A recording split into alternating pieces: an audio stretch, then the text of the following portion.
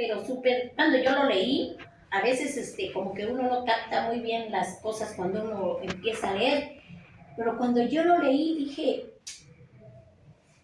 ¿por qué se lo reputó por justicia? ¿Qué es reputar? Es contar, es acreditarlo, eso es reputar. Entonces, cuando alguien reputa por justicia o cuando alguien lo cuenta por justicia, quiere decir que la persona, vamos a suponer un juez, a él le digo, te condeno. Ah, no, te lo cuento y es como por justicia quedas libre. Eso es. Entonces, ¿por qué a Abraham le dijo su fe, se la contó por justicia? Había una cosa, aquí todavía no existía la ley de Moisés, todavía no venía. Entonces no fue porque obedeciera la ley, sino más bien porque dio ese salto de fe. Y Dios se lo contó por justicia. En ese momento lo hizo justo y lo hizo inocente ante sus ojos, a pesar de que fuera un pecador, porque a pesar de que Dios lo llamó, no seguía siendo un pecador. No se le quitó lo pecador porque Dios lo llamara. Pero sí lo contó como justicia porque lo obedeció. Le dio la obediencia, le dio el sí, sin preguntar y sin decir nada. Él confió plenamente en Dios y sabía que Dios no lo iba a engañar. Sabía que Dios iba a cumplir lo que le estaba prometiendo. ¿Cómo? ¿Quién sabe? Él ha de haber pensado en su cabecita, de haber dicho, ¿y cómo voy a tener tantos hijos si mi mujer no puede? Y yo ya estoy viejo. ¿Cómo? Pero él creyó. Ese es un mérito de Abraham, que él creyó en Dios y en todas sus promesas, que él las iba a cumplir. Porque Dios era todopoderoso para poder cumplir lo que él no podía hacer. Lo que Abraham por sus fuerzas o por sus méritos o por su persona no podía hacer. Lo que creyó fue que Dios sí lo podía hacer. Ese es su mérito. Y por eso se le llama Padre de los creyentes. ¿Por qué? Porque es el Padre de todos los que creemos sin ver. Nosotros tenemos fe porque creemos en algo que no vemos, pero sabemos que existe o no. Esa es nuestra fe. Eso fue lo mismo que hizo Abraham. Él creyó que Dios podía, de un vientre muerto de su mujer, sacar vida. Él lo sabía. Por eso dijo, sí, Señor. ¿No? Y cada vez que a Dios le hablaba, él decía, sí, Señor. No decía, ay, no, yo ya mejor me rajo, yo ya me voy para mi casa. No lo dijo. No lo dijo. Y continuó. Entonces, aquí es donde arranca, ahora sí, nuestra salvación. De Abraham va a salir el vástago que nos va a salvar a toda la humanidad. Él no lo sabía. Abraham no lo sabía que de ahí iba a salir. Si no, imagínense. Entonces, Dios hace una alianza con Abraham. ¿Qué es una alianza? ¿Qué es una alianza? Una alianza es un pacto. Es un pacto que se hacen entre varias partes o varias personas, pero que esas personas o esas partes tienen más o menos la misma riqueza o el mismo poder, están más o menos igual. Es como, por ejemplo, cuando hay una guerra que se alían unas potencias. Por ejemplo, vamos a suponer Estados Unidos, ¿con quién creen que se aliarían? Rusia. Con Rusia, con Francia, con Italia, pero nunca se va a aliar con El Salvador o con Panamá. ¿Por qué? Porque no son potencias mundiales. ¿Sí? O con México, ¿para qué lo quieren? ¿No? Entonces eso fue lo que pasó con Dios y con Abraham. Dios es omnipotente, Dios es todopoderoso y Abraham era un hombre débil, frágil, pecador. Sin embargo, quiso hacer una alianza con él. Y le dijo, anda por la vida y sé perfecto, y yo te voy a hacer padre de muchedumbres. Abraham, bueno, aquí vamos a ver el cambio que Dios le hace a Abraham de nombre. Abraham significa padre enaltecido, pero Dios le dice, ya no vas a llamarte Abraham, te vas a llamar Abraham, que quiere decir padre de muchedumbres o padre de multitudes. Eso es lo que significa Abraham. Cuando Dios le cambia el nombre es porque le está cambiando la misión. Así como a nosotros a lo mejor nos pusieron el nombre porque así se llamaba nuestra abuelita, porque así se llamaba un antepasado, mi mamá. Yo, por ejemplo, yo le pregunté un día a mi mamá, oye, mami, ¿por qué me pusiste Rosa? No me gusta el nombre de Rosa. ¿Sabes qué me dijo? Ay, hija, es que cuando naciste estabas bien rosita. Pues por lógica te puso Rosa. Y por eso me puso rosita y dije, ay, qué bueno que no estaba morada. Si no, imagínense, no, pinta. A mí también me pasó lo mismo. Dios mío, o sea, pero si nosotros nos damos cuenta, vámonos a nuestro santo. Mi santo es Santa Rosa de Lima. ¿Qué hizo Santa Rosa de Lima? ¿No? Por ejemplo, él es Christopher. ¿Qué es Christopher? Cristo. ¿Qué hizo Cristo? Esa es tu misión. Esa es tu misión. Diego, San Diego, él tiene que ver qué hizo. Juan Diego, ¿qué hizo? Ah, esa es su misión. ¿Cómo te llamas? Anastasio. Anastasio. Imagínate, es Un santo. padre de la iglesia. ¿Cómo te llamas? Cristina. Cristo. No, pues ya. Paco, San Francisco de Asís, imagínate, ¿no? Carmen, la Virgen del Carmen. Pedro, por San Petra Pedro. es Pedro. Pedro. Imagínense todos. No, pues ustedes me la ganan. Esa es nuestra misión. Hay que ver qué hicieron esos personajes que yo les estoy diciendo para que imiten. Para que imiten. Entonces, por eso le cambió el nombre. Y de hecho también se lo cambió a Sara, Saraí, y le puso Sara. Sara. Y le puso Sara. ¿Por qué? Porque su misión ahora ya era otra. Ese es el significado del nombre, el que te cambie el nombre en la Biblia. Y nosotros pues, hay que ver qué misión tenemos por el nombre que nos pusieron, por el santo que tenemos. Yo quiero compartir algo. A ver, dime. Ahorita que mencionó que mi nombre de Cristo, de hecho, ese es el propósito por el cual me lo pusieron.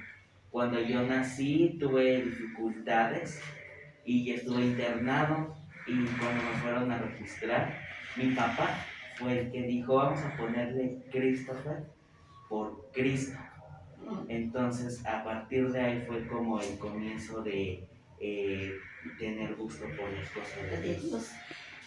Fíjate nomás, hay una cosa. Cuando Dios tiene un propósito con alguien, por lo regular, casi siempre empieza mal. Por lo regular.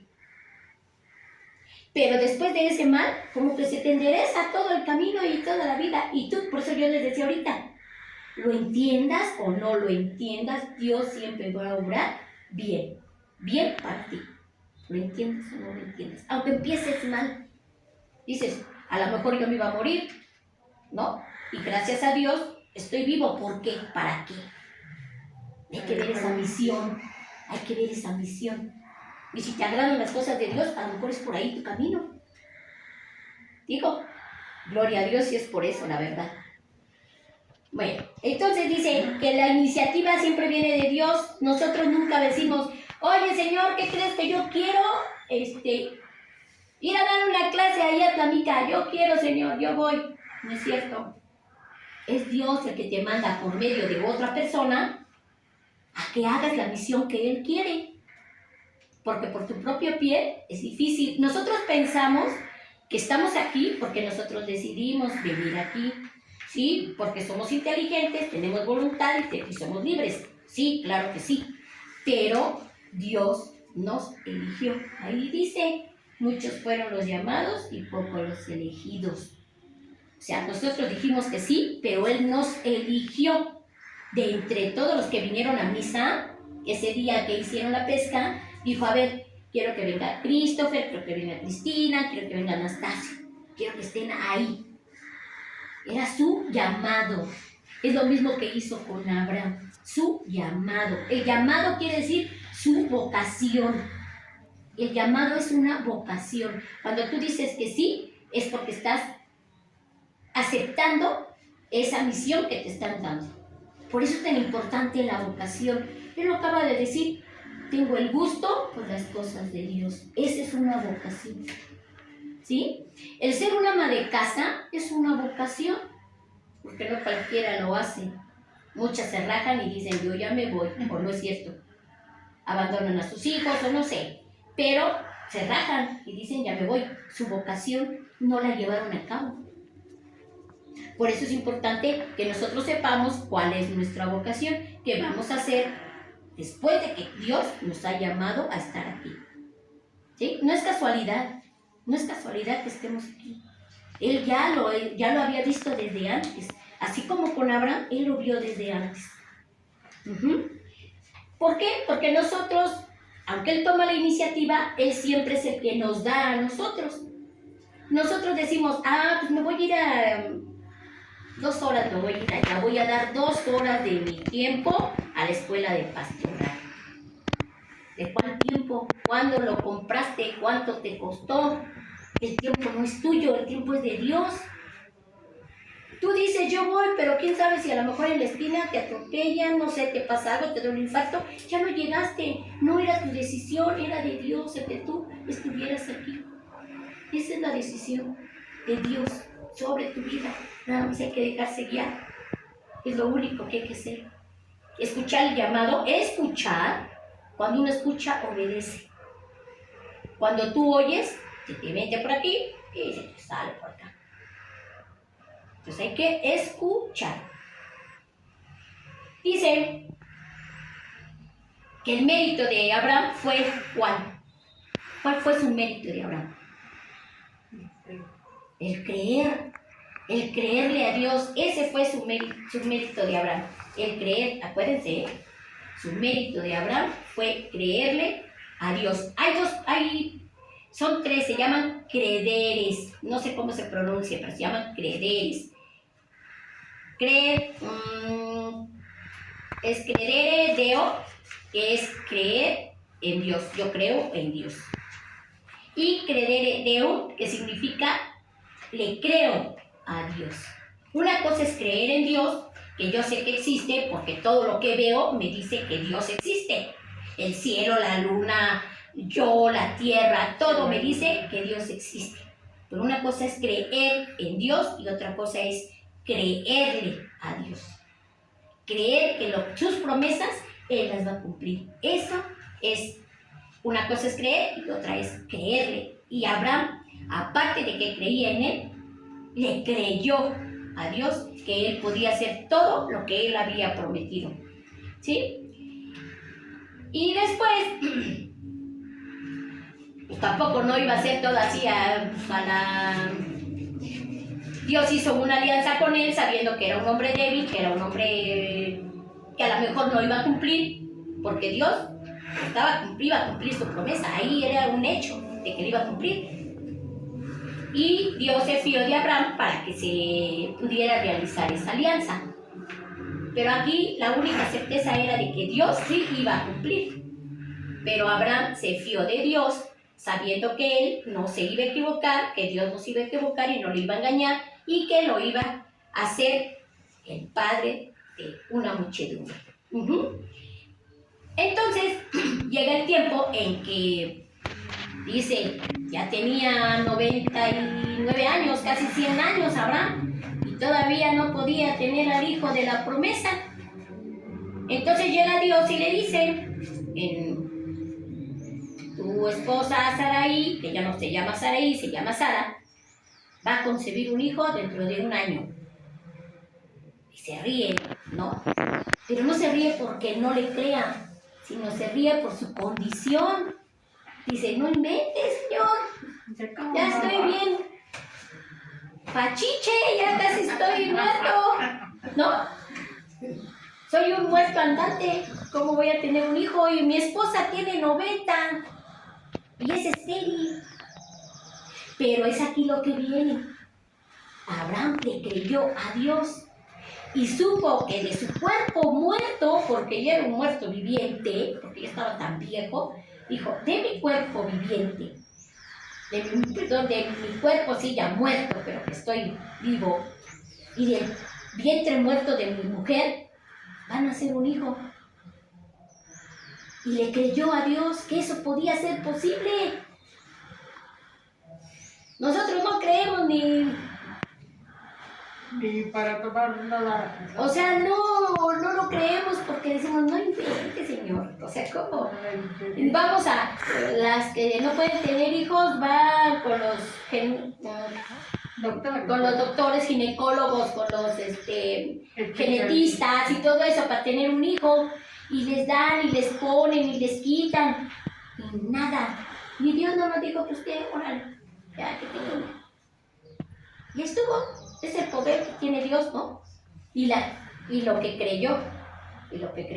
Bueno, a ese hijo, y después de lo que le dijo, sí tuvo un hijo, Sara, y le pusieron Isaac, que quiere decir precisamente risas, porque ellos se rieron, los dos de hecho.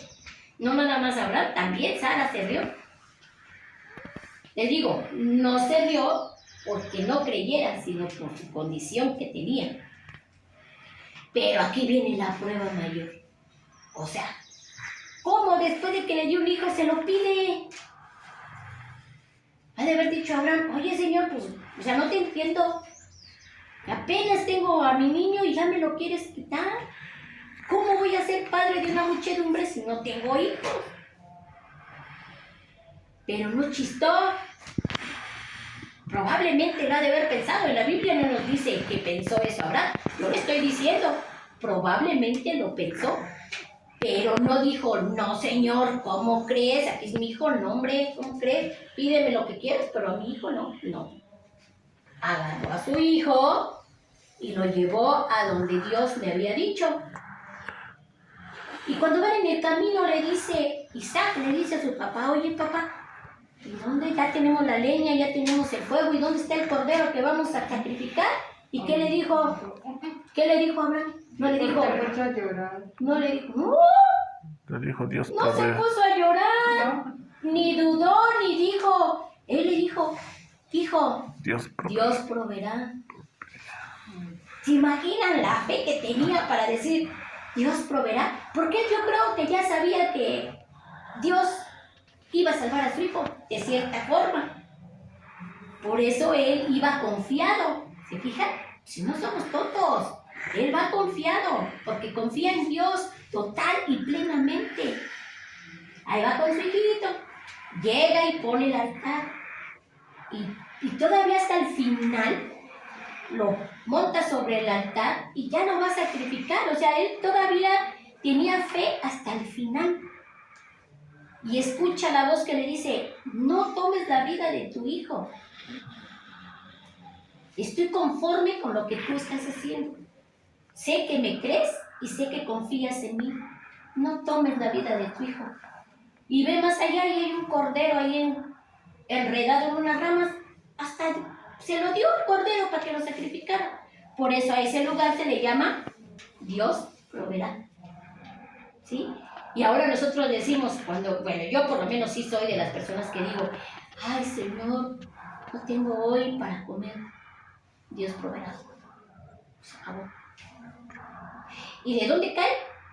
¿Quién sabe? Pero ese día como porque como. Mírenme, o sea, no me ha dejado sin comer un día. Se nota, ¿no? ¿Por qué? Porque uno tiene que confiar en Dios. Uno tiene que confiar en Dios. A lo mejor van a decir, ay, es bien fácil porque a lo mejor tienes amigos, o tu mamá, o tu papá, o lo que sea. No. Nada más es la plena confianza en Dios. A veces ni tu familia sabe que no tienes. Pero Él sí sabe. Entonces hay que confiar en Él, así como confió Abraham. Por eso es el padre de los creyentes. Porque Él confió hasta el final. Porque Él sabía que Dios no le iba a fallar. Entonces aquí también nos habla, como dijimos ahorita, que Cristo es la descendencia de Abraham. Por eso lo dice San Pablo, que no era a toda su descendencia a la que se refería Dios cuando hablaba, a tu descendencia le voy a dar. No era a la descendencia, a sus descendientes, era a su descendencia, que era Cristo. A Cristo fue el que le dio todas las naciones, ¿o no? Y todo fue hecho por Él, para Él y en Él. Todo el propósito de la Biblia era llegar a Cristo. Ese era el propósito. Y Abraham fue uno de los personajes que lo llevó a Cristo, ¿sí? Y bueno, el sí de la Virgen María, fue mucho más grande que el sí de Abraham, que el sí de Moisés, que el sí de todos los personajes de la Biblia. El sí de María, es más, el sí de María ni es el sí, es el hágase. María tampoco dudó, ella preguntó, ¿y cómo va a ser esto? María era una mujer de 15, 14 años. En aquel tiempo acuérdense que las casaban, apenas habían nacido y ya casi las casaban. Así estaba la Virgen María. Y cuando llega el ángel, es tan hermoso, yo tampoco no sabía que cuando el ángel saludó a la Virgen María, no la saludó como cualquier hijo de vecino.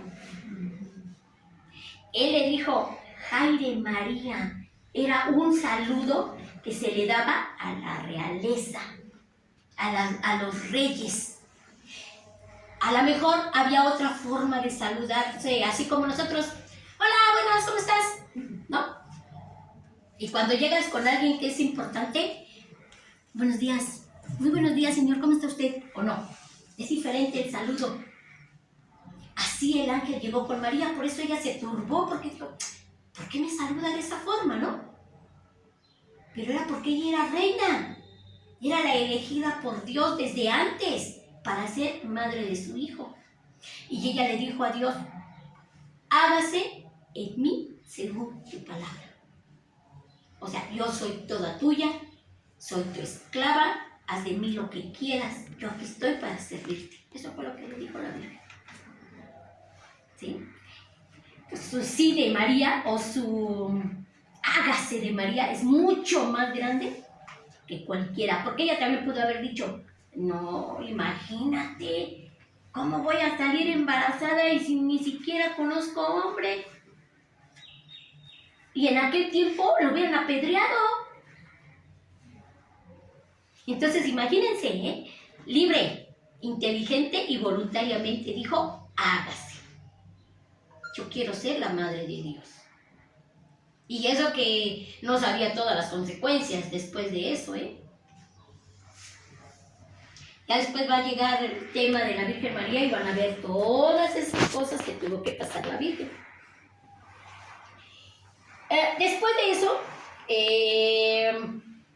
bueno, Abraham ya es el padre de muchedumbres, y de ahí de él, de Isaac, de su hijo Isaac, y aquí está, miren, la genealogía. Abraham, Isaac tuvo a Jacob, tuvo otros hijos, pero Jacob fue el que ganó la bendición. Después, cuando ustedes lean Génesis, ya verán qué fue lo que pasó con Jacob. Y de Jacob salieron 12 hijos, que son las 12 tribus de Israel. De esos también salió el rey David, y del rey David salió Cristo. ¿Ven el plan de Dios? O sea, no crean que nada más lo hizo, pues allá la hizo, ¿verdad? No, Él tenía todo un plan. A eso que le llamamos el plan de salvación. Porque Dios se valió de estos para llegar a Él. Eso se llama plan de salvación. ¿Sí? Después, pues ya pasaron muchos años. De hecho pasaron 600 años después de lo de Abraham, pasaron 600 años, hubo una gran sequía en en Canaán y en todos esos lugares, y ellos se fueron a Egipto, ¿sí? Y ahí en Egipto empezaron a florecer, empezaron a tener hijos y a tener lugar donde vivir y todo eso, ganado, tenían ganado y todo eso. Entonces hubo un momento en que el faraón se da cuenta que ya eran muchos y dijo, híjole, se me pueden sublevar y me van a ganar, porque son demasiados. Es como los mexicanos en Estados Unidos, más o menos. Se sublevan los mexicanos o todos los latinos en Estados Unidos y se las ganan porque se las ganan. Lo mismo pasó en Egipto, exactamente lo mismo. Entonces le dicen al faraón, no, pues entonces, ¿sabes qué? Pues manda a matar a todos los chiquillos para que ya no, como ahorita, ¿no? El aborto, manda a matar a todos los chiquillos de 2 años para abajo para que pues, ya no sigan creciendo estos y no nos van a ganar. Y ya los esclavos. Quítales su libertad, hazlos esclavos para que podamos dominar sobre ellos. Y eso fue lo que hizo Faraón. Eso fue lo que hizo Faraón. Entonces, la mamá de nuestro personaje principal ahorita, ya no es Abraham, ahora va a ser Moisés. ¿Ven cómo Dios va agarrando de uno y de otro? ¿Para qué? Para llegar a Cristo. Entonces, van a matar a todos los niños y Moisés es un bebé, pero su mamá bien inteligentemente lo mete en una canasta y lo echa en el río Nilo, y su hermanita, que también es muy inteligente, lo va siguiendo y se da cuenta que la que lo salva de las aguas es la hija del faraón. Y también bien inteligentemente la hija le dice a la hija del faraón, la hermana de Moisés le dice a la hija del faraón, yo conozco a alguien que te puede criar a tu niño. ¿Y a quién lleva? A la mamá de Moisés, bien inteligentemente, ¿no? Entonces, Moisés crece como si fuera un egipcio. Él no conoce su realidad de hebreo, pero empieza a conocer la realidad de los esclavos hebreos que estaban sufriendo ahí con los egipcios. Entonces, en una de esas, él, ¿qué es lo que hace? Defiende a un hebreo y mata a un egipcio, pero no se escapa luego. Se escapa después cuando alguien le dice, oye, se están peleando unos hebreos, y le dice, Moisés los va a separar, y le dice uno de ellos, ¿qué? ¿También me vas a matar como mataste al egipcio? Y entonces a él le da miedo y huye y se va al desierto y huye. Ahí ya tienes toda su historia de familia porque conoce a su esposa, etcétera, etcétera. Entonces, aquí lo importante no es tanto su vida de Moisés, sino más bien qué es lo que va a hacer Moisés. También a Moisés Dios le hace un llamado. Acuérdense que está la zarza ardiendo, llega a un lugar donde él está pastoreando sus ovejas, llega a un monte y ve ahí que la zarza está ardiendo. La zarza es una hierba seca y se está quemando, pero él ve que no se consume, que no se termina. Y si ahí llega y se asoma y dice, pues, ¿qué pasa? Y en eso le dice Dios, quítate las sandalias de tus pies, porque el lugar que pisas, santo es, le dice. Y dice, ¿tú quién eres? Acuérdense que era egipcio. Los egipcios también tenían un montón de ídolos y él no conocía a Dios como tal. Entonces cuando le dice, quiero que vayas y saques a mi pueblo de la esclavitud, y le dice, casi le dice, ¿yo por qué? Yo ni te conozco, ellos ni siquiera son mi raza, ¿no? Después ya se da cuenta que sí son su raza. Entonces ya le dice, yo quiero que tú vayas. Y Moisés no es como Abraham. Abraham dijo, sí, Señor. Moisés dijo, pero Señor, yo no te conozco. Pero Señor, yo soy tartamudo. Pero Señor, ¿por qué no mandas a otro? Fíjense, él puso muchas excusas para no ir. Pero Dios le dijo, yo quiero que tú vayas. Ve, agarra a tu hermano Aarón y él que te ayude a hablar. Pero tú vas a llevar mi poder, tú vas a llevar mi mensaje a Faraón. Entonces, Moisés va donde está Faraón y le dice, ¿sabes qué? Me mandó, porque para esto hay otra cosa. También el nombre de Dios es súper importante. Cuando se le presentó a Abraham, le dijo, yo soy el Shaddai, o Shaddai, o no sé cómo se pronuncia, el Shaddai. El Shaddai significa Dios todopoderoso, Dios omnipotente. Pero cuando llega con Moisés le dice, yo me presenté a Abraham como el Shaddai. No le di mi nombre como tal, pero mi nombre es Yahvé. Mi nombre es Yo Soy. Y así le vas a decir, yo soy, me mandan a que saques a mi pueblo. Así le vas a decir. El nombre de Dios es como dependiendo del momento. Por ejemplo, Sabaoth significa Dios de los ejércitos. Que a lo mejor en el momento de pelea, de lucha, decían Dios Sabaoth, ¿no? Que era Dios de los ejércitos. Ven en nuestro auxilio. Adonai es el Señor. Así, dependiendo de su circunstancia, ellos fueron llamando a Dios. ¿Por qué? Porque no conocían el nombre. Por ejemplo, en la creación decían Elohim, que es Dios creador. ¿Sí? Así, dependiendo.